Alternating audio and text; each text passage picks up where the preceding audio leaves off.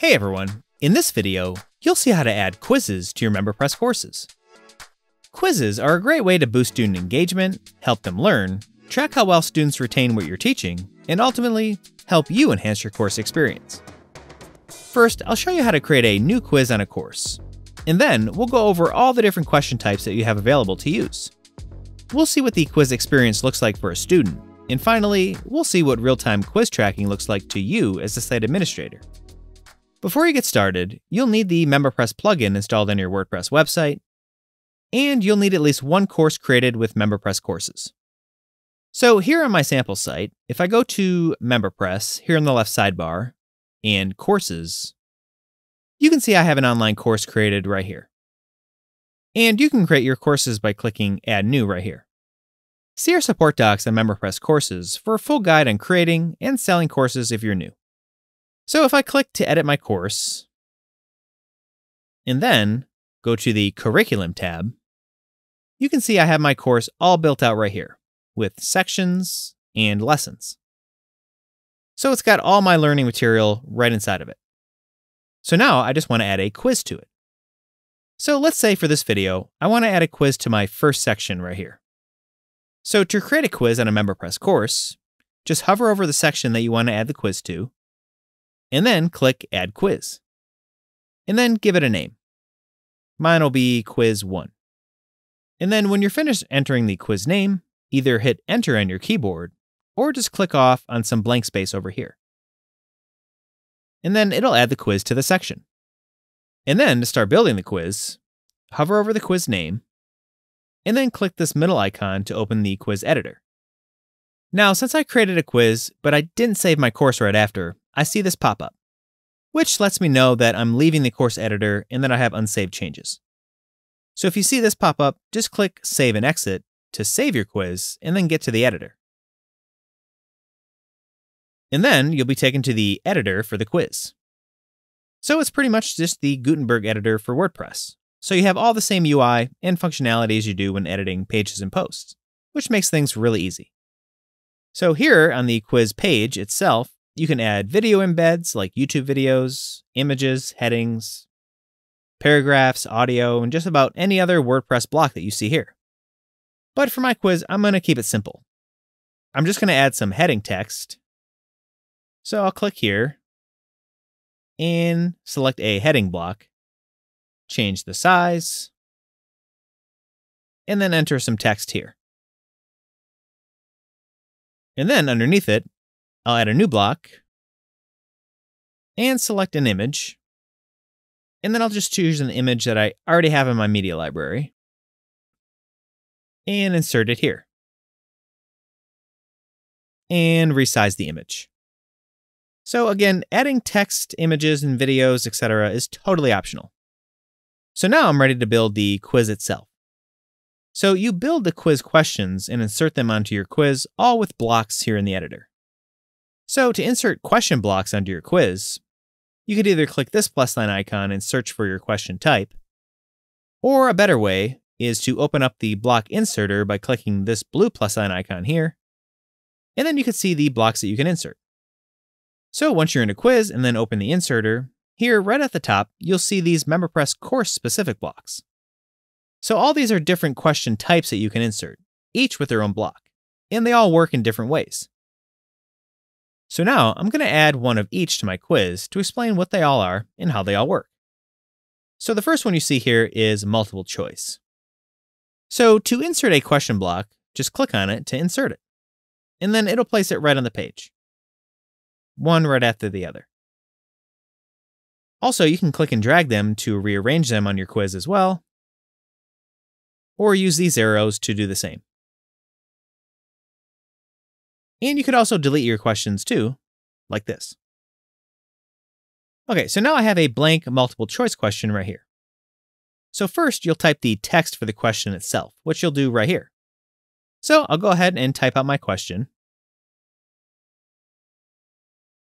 And then below, type some potential or wrong answers and one correct answer. So the multiple choice question type lets you ask a question, and then the student chooses the one single answer that's correct. So with this question type, only one answer can be right. So for my question, I'll add 4 answers. One's correct, and the other 3 aren't. And then just select the correct answer by clicking on it. And it'll be highlighted like this when it's selected. So this is the correct answer. And you can add as many potential answers as you want by clicking Add Answer option right here. And if you need to delete an answer option, just hover over them and then click the trash icon right here. Okay, once you have a question block inserted on your quiz page, when you click to select the block, over here on the right, under Block, you have some options for this question. So these options pertain to whatever question block that you have selected. Required, which is enabled by default, will make it so a student has to answer or complete the question to be able to submit the quiz. So you could make this individual question optional if you want by disabling required. And then here, you can set a custom point value for this question. So as some examples, you can give easier questions a value of 1 or 2, for example, and much harder questions maybe 3, 4, or 5. So say you have 10 questions on your quiz.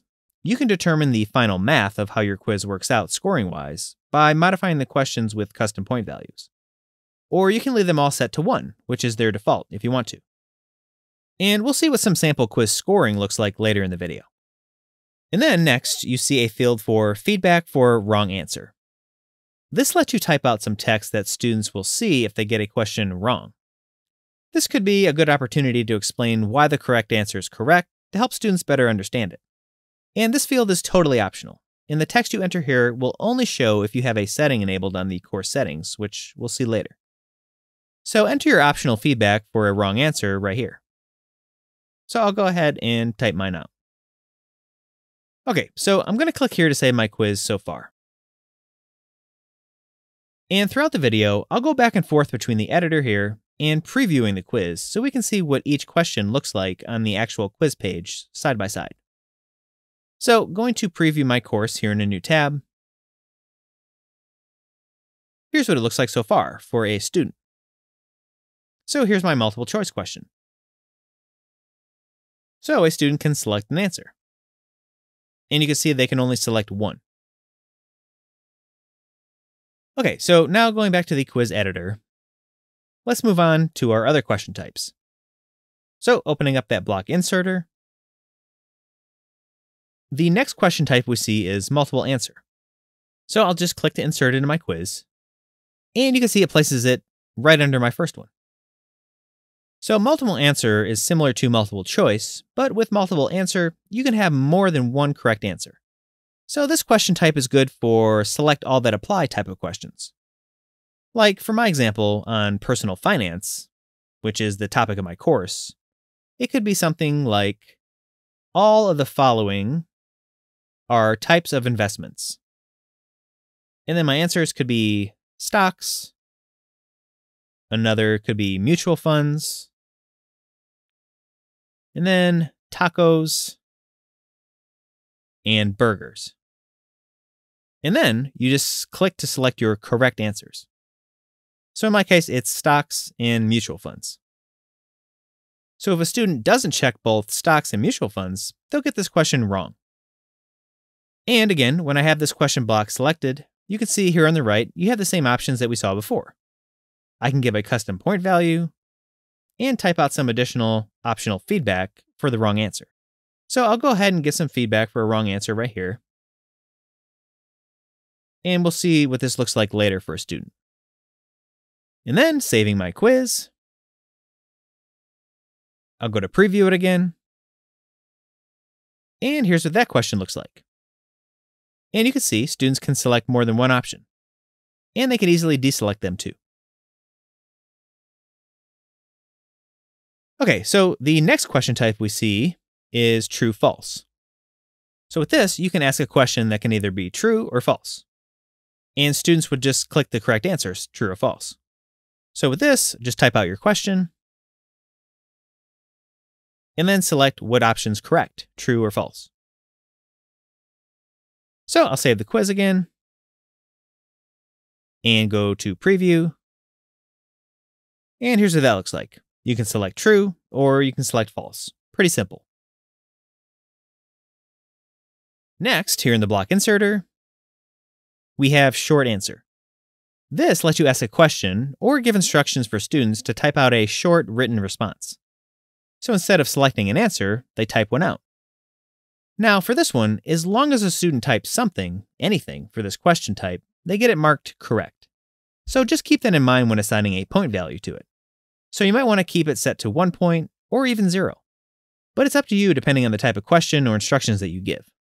So I'll type out my sample question or instructions right here. And then save it. And now in the preview, here's what the short answer question type looks like, with the question and field to enter some text. Okay, going back to the block inserter now. Next up, we have essay. Now this one works the same as short answer, but you can set a minimum and a maximum character limit on the response. So in order to submit the quiz, a student has to meet those character requirements. So you would just type out your instructions or your question right here, and then click to highlight the block, and then set your character limits here, or just leave it set to its default. So I'm just going to leave it set to the default here. And then saving the quiz, and going to the preview, here's what an essay question looks like. So the same thing, it's got the question, and it's got a little bit bigger field to enter text. And we'll see what it looks like if a student doesn't reach the character limit later. So next, going back to the editor and the block inserter, we have the fill in the blanks question type. With this, you can type some text and then an answer or answers that will be filled in by a student. And you do this by putting the correct answers for the blank spaces in square brackets. Also, if you click Help right here, you can see some more information and some formatting instructions to help you out. So right here, type your questions or instructions here. And then your fill in the blank statement or statements here in this field. So for my sample question, I'll just say, fill in the blanks. And then in the field, I'll say, when investing, consider the level of, and then an open bracket, and then the word risk, which is the correct answer, and the closing bracket. And then I'll do another fill in the blank as well. So a higher return comes with a higher, and then reward in brackets. So the student would have to type out risk and reward to get the question correct. You can also add multiple correct answers within a single bracket by separating them with commas. Again, click on the Help to see the formatting instructions for that. So going to save the quiz again, and going to the preview, here it is. So my statements and the blanks where students can fill in their answers. Okay, so back in the editor and the block inserter, the next question type we see is sort the values. This lets you list out 2 or more words or phrases, and then the student has to drag and drop them in the correct order. And whatever you enter for the values here will be scrambled when it's shown to a student. So same thing for this. Type out the question or instructions right here. So for mine, it'll be arrange these steps in the correct order to create a budget. And then type out your items in the correct order. So you're going to enter them here in the correct order, and MemberPress will jumble them when showing it to a student. So for mine, it'll be set financial goals for the first one, track expenses, calculate your income, and allocate money for savings. Okay, once that's all set up, I'll save the quiz again and open it up in a preview. And you can see what that question type looks like here. So it scrambled up all my options. And the student can click and drag them in the correct order here. Just like that. So that's how sort the values questions work. Now, back in the editor, the next question type is match matrix. This question type will let you enter a word or phrase on the left and an associated word or phrase that goes along with it. So you can list out as many as you want, and then the values on the right will be scrambled to students, and they have to select which word or phrase goes with the one on the left. So this one's definitely explained better by example. So I'll enter some instructions to the question here. And then first I'll enter savings goal. And the correct answer, or match, for savings goal will be retirement. And then I'll enter budgeting tool. And the match will be Excel, as in Microsoft Excel. And then I'll enter income source. And the match term will be job. So each one of these matches up with what I enter next to them, and none of them really go with the other. And again, you can add as many of these as you want. So now I'll save the quiz, and go to the preview, and then scrolling down to the question, here it is. So you can see all the terms on the left in the order that I set them, and a student would click here and select the correct match. And you can see the options are scrambled. So a student would just select the match, and then move on to all the rest of them and select their matches. And if a student gets all of them matched correctly, they'll get points for the question. So going back to the editor and the block inserter again, the final question type you have is Likert Scale. Likert Scale questions give students a range of options to choose from, and a student can only select one of them. The range of options could be to get a student's attitude towards a statement as a level of agreement or probability. For example, the range could be between disagree and agree, or starting from very unlikely to extremely likely. So in the example of my personal finance quiz, for the question itself, it could be something like, after learning the importance of a budget, how likely are you to start one? And then here, in place of these numbers, you can enter your options, starting with what's less true.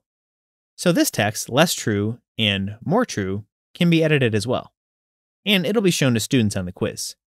So you could just leave it as it's set, or as an example, you could replace less true with very unlikely, and replace more true with very likely. And then you could just leave these numbers here as options for the scale. Or you could just delete less and more true and set your scale here. So there's a lot of different options on what you can type here and how you can set this up. But for my example, right here, I'll put a frowny face and a smiley face down here for students to reference. So that'll be sort of the goalpost for my scale. And then I'll say, for the first one, not at all. Second one will be not really. The middle will be not sure. And then a little. And a lot. So by default, the block will have 5 scale options, but you can add as many as you need. So to add additional options, just click Add Option at the bottom of the list. So for this question type, students can select any option, and then each option will award a different amount of points to a student. So the first option you enter on the list awards the base number of points set under the points option in the block settings for this question. So clicking to highlight this block, whatever you set here is the base points for it. So this first option gives a student 1 point. And then for all the other ones, the points awarded to a student when the other options are selected are calculated based on the order number, 2, 3, etc., times the number of base points. So say if a student selects my second option here, not really, which is number 2 on the list, they'll get 2 points, 2 times 1. If they select the third, not sure, they'll get 3 points, 3 times 1, and so on. But hypothetically, if I were to set 2 points on this question block, like this, the first option would give 2 points, and selecting the second would give 4 points, 2 times 2. And selecting the third option would give 6 points, 3 times 2, and so on. So that's how Likert Scale questions work. So I'm going to go ahead and set my base points back to 1. So your Likert Scale options can be used to gauge all kinds of stuff, like quality, which can be extremely poor to extremely high. You can gauge frequency, like never to often, the likelihood of something, so not at all or very likely, or you can gauge importance or satisfaction or anything else you can think of. So that's all the question types that you have available to you when creating your quizzes. So your quizzes can be a mix of a lot of them or all of them, or your quizzes can just use one single question type for all the questions. It's really up to you and how you want to structure your quizzes, and you have a lot of flexibility. So here in my sample quiz, I have all my questions set up here. Also, one thing that you'll notice here in the Quiz Builder page is a list of questions over here on the right. If you have other quizzes on this course or other courses on your website, you can drag and drop questions from those quizzes onto the one that you're building. So you can reuse quizzes across your other courses if you want to. You'll be able to find your questions here or search for them too. And to use them, hover over one and click the plus sign icon here to add it to the quiz. Or click on a question over here like this, and then just drag and drop it in. So if you got a quiz on another course that you want to reuse, you can do that like this. Also, over here on the right, you can set a featured image for this quiz too, which will show up for a student when they're taking it. So I'll go ahead and add one so we can see what this looks like for a student later. So I'll select an image that I already have on my website, and I'll add it in. Just like that. So my quiz is all set. So now I'm going to click here to save my quiz. And like we saw throughout this video already, you can click here to preview what your quiz will look like, which might come in handy when editing it. Also, here on the right, under Settings, you see options to require a passing score and to allow retakes, which lets you set a score students must meet in order to move on to the course, and it lets them retake quizzes too. So just keep in mind that we'll see how to use these two options near the end of the video. Okay, so now my quiz is saved and added to my course. And here's the URL for the individual quiz, which you can see here. So now I'm going to click here to go back to my course. And here in the Curriculum tab, similar to what we just saw with questions, over here on the right, you can see a list of all the other quizzes that you have across all the other courses on your website. And you can search for them too. So you can add or drag and drop existing quizzes onto your course that you're building like this, and then reuse them across your courses. Also, something else you have available is you can hover over your quizzes that you create right here in the Curriculum tab, and click this eye icon to preview them. Okay, so before I show you what my sample quiz looks like for a student, and what their quiz progress looks like to you as a site administrator, I'll show you some settings related to quizzes that you can further control the quiz experience with. So right here on the course, if you go to the Settings tab up here, you'll see some quiz-related settings. This first one applies to lessons as well, but also quizzes, and that's Require Previous Lesson Quiz. Enabling this will require a previous lesson or quiz to be completed before a student can start the next lesson or quiz.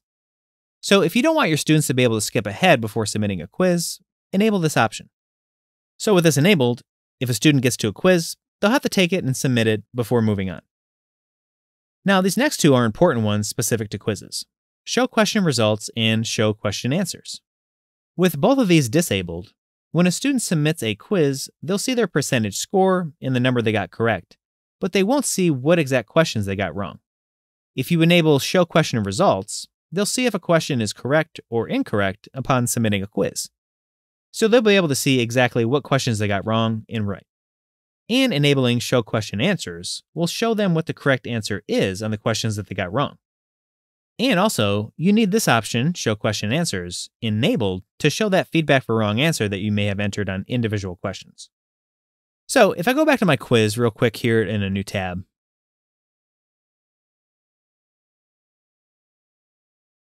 and then click on a question block, you will need that Show Question Answer setting enabled to show this feedback for wrong answer right here if you set it up. So it'll show this text if a student gets a question wrong. Also, going back to those settings, just one caveat: in order for Show Question Answers to be enabled, you'll also need Show Question Results enabled too. And you can see here, enabling Question Answers will automatically enable the other one. So I'll make sure those two are enabled here on my site. and I'll click to save the changes. So if you come in here in the settings and make any changes, make sure to save it to make them take effect.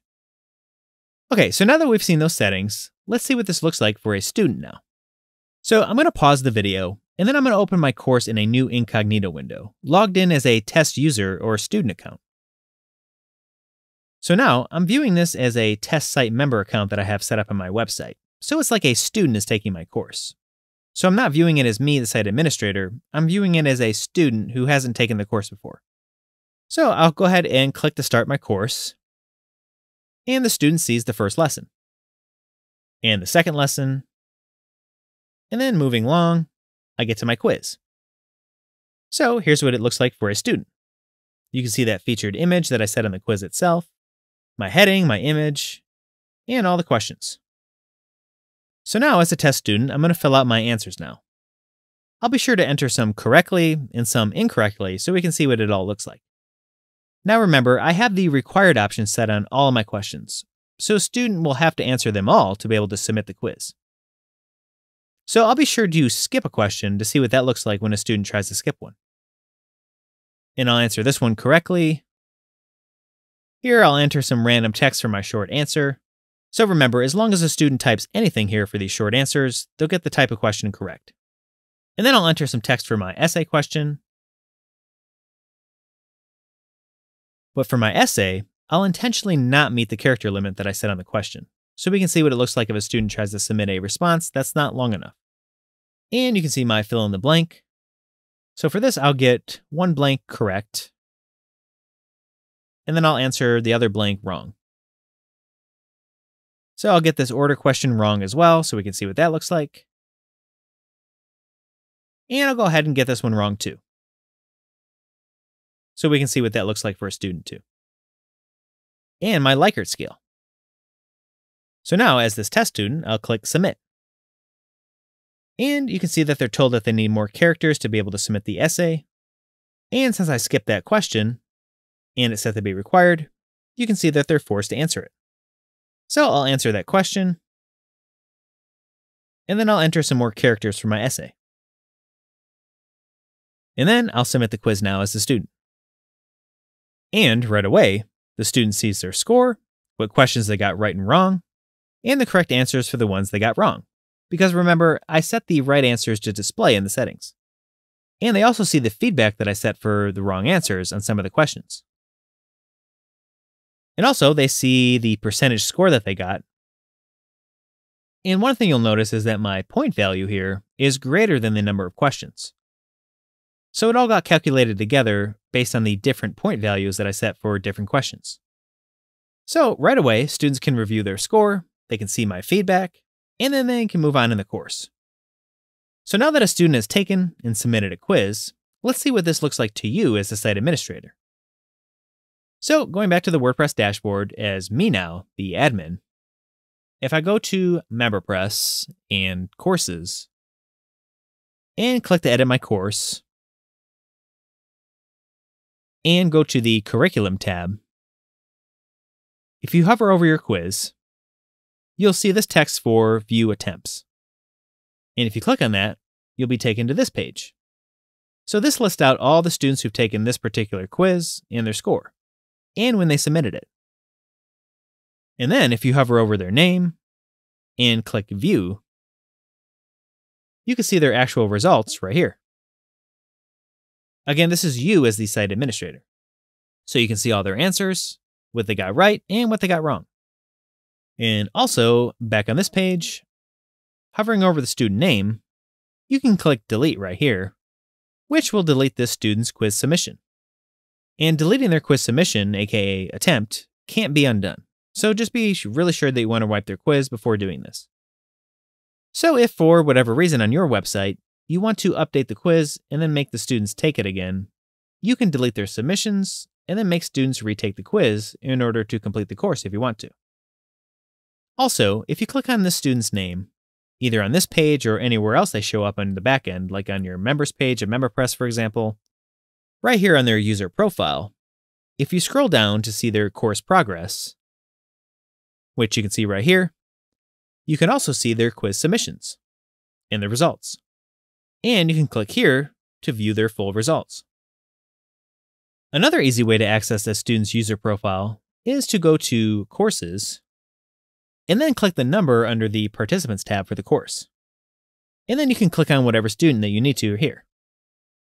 Now, I just mentioned making updates or editing quizzes, which is totally possible with MemberPress. You can update a quiz at any time, but doing that will wipe out all your students' quiz progress, so just keep that in mind. So to show you this, I'll go back to MemberPress and Courses, and click to edit my course. And then I'll head to the Curriculum tab, and then hovering over my quiz, I'll click the edit icon here in the middle, and you see this pop up. This lets me know that if I enter the quiz editor to make any changes, it'll wipe out any student quiz attempts. So again, just be extra sure it's something that you really want to do before proceeding right here. So now that we've seen how to create quizzes and how to track student progress, next I'm going to go over two really useful features of quizzes. And that's the ability to require a passing quiz score to move on in a course, and how to allow students to retake quizzes. So going back to the course here, if I click to edit a quiz and enter the quiz editor, over here on the right under the Quiz tab, if you expand Settings, you see two options that you can enable. The first, Require Passing Score, makes it so students have to reach a certain score that you choose before being able to submit the quiz and move on in the course. So once you enable this option, you can set the score that students have to reach, either as a percent or number of points. For example, 70%. After all, C's do get degrees, even online ones. And then you can enter a message students see when they try to submit a quiz but don't reach your minimum score. You could give them some encouragement or give them instructions and let them know that they have to retake the quiz in order to move on to the course, or in order to submit the quiz. So I'm going to go ahead and type out my message right here. And then I'll go ahead and save the quiz. So right now I have a required passing score set, but I don't allow retakes, which you can see here. But we'll see that next. And over here in the course settings, once you enable require passing score in a quiz, it'll turn on require previous lesson or quiz if it's not already enabled on your course, and it'll lock it so it's enabled. That's because if you want students to have to pass your quizzes before submitting them, you don't want them to be able to skip ahead in your course without passing a quiz. So just note that this will be enabled if you require a passing score. Alright, so now that I have a required passing score set, I'm going to go to my course in a new incognito window, logged in as a test user account that I have again. So again, this isn't me as a site admin, it's a test student account. So this is what a student sees. And as this test student, I'll go to the quiz, and then now I'm going to totally bomb the quiz as the test user. So I'll try to get most of the answers wrong, at least the ones I'm able to get wrong. Because remember, I still get points for entering a short answer in the essay and some others. Alright, so once I demolish the quiz, I'll try to complete it. And you can see the student sees this message. And also my failed attempt message, which I created. So it tells them that they need to retake it. Now, the student can see which questions they got right and which ones they got wrong, but you'll notice it doesn't show them the correct answers or my feedback for wrong answers. And you can see that if a student tries to click submit, they can't. And you can also see this red circle over here next to the quiz, indicating they didn't pass it. And also, if they try to skip ahead in the course to a future lesson, they're not able to. So at this point, you as a site admin will be able to see that they failed the quiz. And you could reset their progress in the backend so they can retake it. A much better way to do this, though, is to allow a certain number of retakes so they can try again without you having to reset their progress. So going back to edit my quiz now as my site administrator, over here on the right under Settings, the second option is Allow Retakes. If you enable that, you can set the number of retakes that they're allowed to do, if they fail a quiz. So I'll leave it set to 2 for this example. And then under Keep, when a student's doing retakes, they'll be able to see their current quiz attempts answers. So you can choose to show them their latest attempt or their best attempt, meaning their best score. So if you enable this option, be sure to click here to save the change to make it take effect. So once it's saved, now I'll go to another incognito window logged in as a test student, and then go to the quiz. So again, as this test student, I'll intentionally get a terrible score on this. And then I'll try to submit the quiz. And again, the test student can see that they failed, but this time they have this button here, which is an option to retake it. And they see the number of retakes that they have and the number that they're on. So when a student clicks retake, you can see that they can see their answers right here. So these answers are either their previous quiz attempt or their best so far, depending on what you have set. And then a student can come in here and change their answers and resubmit it. But if a student fails again, you can see their retakes go up right here with this number. And they could try again and submit it again. And then if they fail it again and they reach their retake limit, you can see the retake button is grayed out, so they can't click on it again. And they can't submit it again either. So that's how retakes work. Requiring a passing score and allowing retakes are two pretty powerful features that you have available when setting up your quiz experience. Also, when you go back to the Curriculum tab of your course, again as a site administrator, and hover over your quiz, and click View Attempts, if you have a bunch of retakes, you can see all those attempts right here. And hovering over them, you can see this option to reset attempts if you need to do that for a student. So one other thing I want to show you in this video is how to leverage MemberPress's content protection rules to protect quizzes, and even drip them out. So with MemberPress rules, you can really fine-tune exactly who gets to see your quizzes, and even time release them for a more refined learning experience. Now, if you're not familiar with rules and content protection within MemberPress, see our support docs for a primer. So the next part of the video assumes that you know what rules are and a little bit about how they work. So right here in the left sidebar, if I go to MemberPress and Rules, and click Add New to create a brand new rule. So right here in this dropdown, you'll see some rule types that are quiz specific. So these let you target quizzes in a number of ways, and then lock them down so only those with memberships that you choose can see them. So here, you can protect all quizzes across all courses on your site, or single individual quizzes. So you can select them individually. And soon, we'll have support to add tags and categories to quizzes, so you can protect all quizzes with specific tags and categories that are applied to them. So you could target groups of quizzes and then protect them all together. So stay tuned for that. Okay, so say I wanted to protect a single quiz. So I would select a single quiz, and then in this field, I would just start typing the name of my quiz, and then select it here. And then here, I can select who can access it, like a membership level on my website, just like that. And now, say I wanted to release this quiz at a certain time or date. So I can come down here and click Enable Drip, and then I can make it release whenever I want. Say 10 days after someone purchases any membership that's set on this rule. So once someone signs up and gets access to my course, they won't get the quiz for 10 days. And also in this dropdown, you could use a specific date in the future instead. So you can release quizzes whenever you need to, and make sure only those that you choose can see them.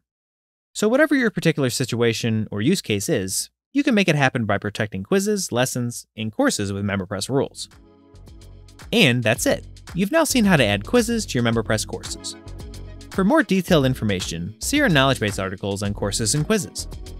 Also, be sure to follow our blog for all of our latest tips and tricks on all things MemberPress. Thanks for watching. If you liked the video, be sure to like, subscribe, and check out our other videos that makes getting MemberPress up and running a breeze.